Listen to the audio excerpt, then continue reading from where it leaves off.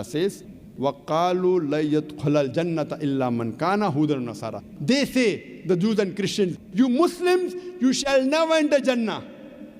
With all your piety, with all your tawheed, with all your fasting, with all your salah, with a mark on your forehead, with all the hajj, you shall never enter Jannah unless you become a Jew or a Christian. The Jews and the Christians, they come and tell us, the Muslims, you Muslims, you shall never enter Jannah. With all your piety, with all your fasting, with all your hajj, with your salah, with your tawheed, you shall never enter Jannah until you become a Jew or a Christian. Allah says, Tilka amaniyuhum. This is their wishful thinking. Bakwas hai bakwas, vain desires. Kul, tell them, Hatu burhanakum, produce your proof in kuntum sadiqeen, but if you're truthful. Tell them to produce the proof if they're truthful. And these Christian missionaries, they have produced the proof. They have produced the Bible in no less than 2,000 different languages. My Bible says this, my Bible says that. My Bible says this, my Bible says that. What do we have to do? Do we have to follow the Bible hook, line and sinker? Whenever someone shows you his proof, suppose someone shows you his identity card, what do? You verify whether it is correct or not.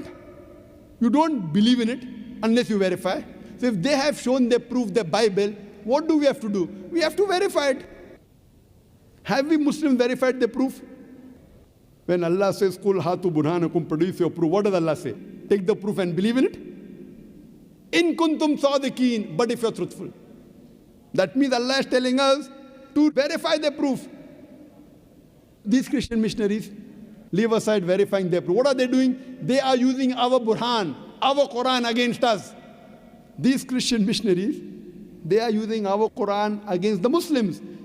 There are hundreds of thousands of Christian missionaries throughout the world, millions of them. They come knocking at the doors of the Muslims and they ask the question, you are a Muslim? I said, yes, we are Muslims. It's mentioned in the Quran that Bible is the word of God, and we say, yes, it's mentioned. Then why don't you follow the Bible? We have no reply. That's the next question.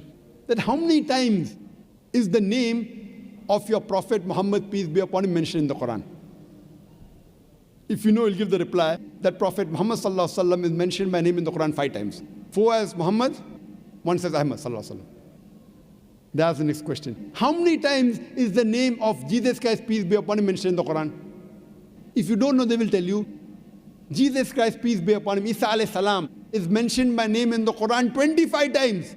And if you check up, it is correct. That's the next question. Who is greater? A person who is mentioned 5 times by name in the Quran is greater, or a person who is mentioned 25 times by name in the Quran is greater? Who's greater? 5 or 25?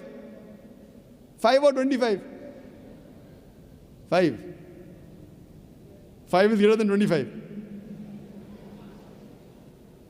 Who is greater? A person who is mentioned 5 times by name in the Quran is greater, or a person who is mentioned 25 times by name in the Quran is greater? They ask the question, but they don't give you the reply. They let your mind think. They poison your mind. They come knocking at the doors of the Muslims. That's the next question. Your Prophet Muhammad, peace be upon him, did he have a mother and father? We said, yes, he had a mother and father. Did Prophet Jesus, Isa alayhi salam, did he have mother and father? We said, no. He had a mother, but he had no father. That's the next question. Who is greater? A person who's born with a mother and father is greater, or a person who's born without a father is greater? Who's greater? A person who's born with a mother and father is greater, or a person who's born without a father is greater? Who's greater? Who's greater? Person born? Who's greater? They ask the question, but they don't give the reply. They let your mind think. They use as Muslims as a punching bag. They use us like doormats. And believe me, Muslims can't even answer. That's the next question. Your Prophet, Muhammad, peace be upon him, did he do any miracles? We said, yes, he did many miracles. Did he anytime give life to the dead? And we have to agree that no verse of the Quran, no Sahih Hadith says that Muhammad sallallahu alaihi wasallam gave life to the dead. That's the next question. Did Prophet Jesus, peace be upon him, did he give life to the dead? And we have to agree the Quran says, Bi-iznillah, wake up in the name of Allah. Yes, he gave life to the dead. So who's greater? A person who can give life to the dead is greater, or a person who cannot give life to the dead is greater?